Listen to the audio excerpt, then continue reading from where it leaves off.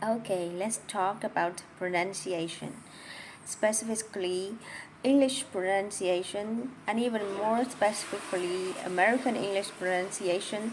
So, English is one of the hardest language to pronounce like a native speaker, and all languages have their challenges when it comes to pronunciation.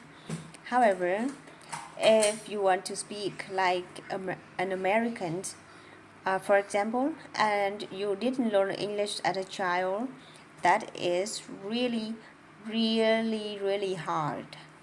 I can't even emphasize enough how hard that is.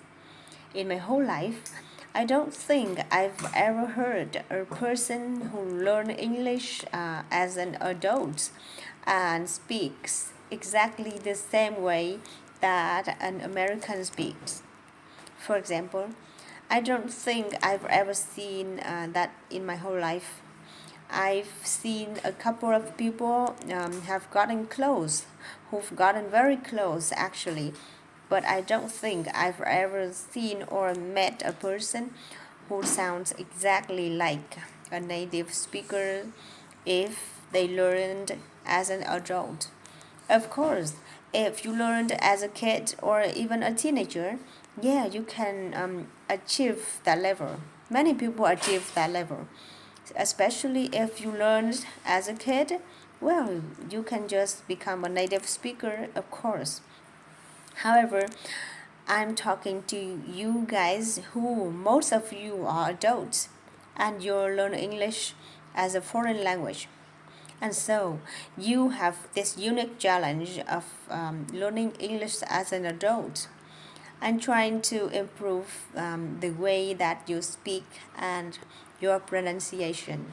So that's the first thing that I wanted to mention, that is really hard to sound like a native speaker if you're learning as an adult. So the first thing you have to do is lower your expectation. So why is English pronunciation so hard? Well, the main reason is because in English, stress is everything.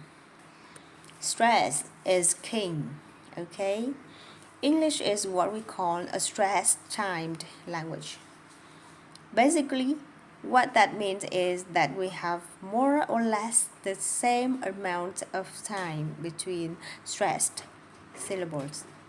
So even if you have a word or a phrase where there is a stressed syllable and then three unstressed syllables and then another stressed syllable, that time between the stressed syllables would be pretty much the same as if you had another word or another phrase where it's one stressed syllable, one unstressed syllable, and one stressed syllable.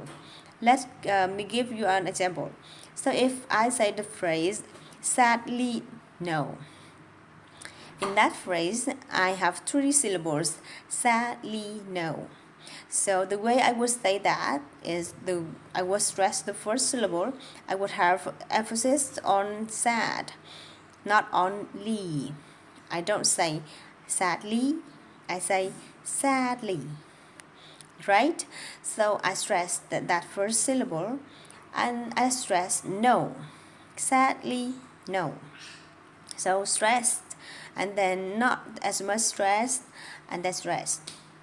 And so you can hear that pretty clearly, right? However, if I say the phrase, unfortunately, no. Now I have stressed on for, unfortunately. But then all of the next three syllables after it are all syllables that I don't have a lot of stress, and then the word no is stressed. So listen again. Unfortunately, no. So that amount of time between the for and the no is pretty much the same as the amount of time in the phrase sadly no. That ly in the word sad. has pretty much the same amount of time that was with you to say it at the last three syllables of unfortunately. So, because of that rule, there are many times when syllables are said really fast and really short. So, listen to the two one more time. Sadly, no. Unfortunately, no. So you can hear how fast and how short those syllables are in the word.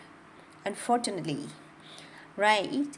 So that's an example of what a stress-timed language is. So the opposite of a stress-timed language would be a syllable-time language. So if you speak Spanish, for example, you speak a syllable-time language. So each syllable has a pretty similar amount of time that it takes to pronounce that syllables. You don't have these big differences in the length of syllables. In English, an unstressed syllable might be one third or sometimes one fourth the length of a stressed syllable. That's a huge difference.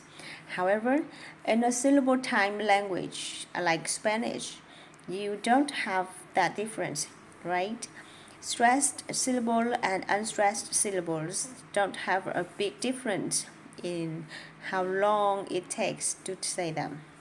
So that's why if you are a Spanish speaker, for example, and you are trying to speak English like a native, it can be very hard to replicate this stress timing because you are not accustomed to reducing and shortening all of those unstressed syllables.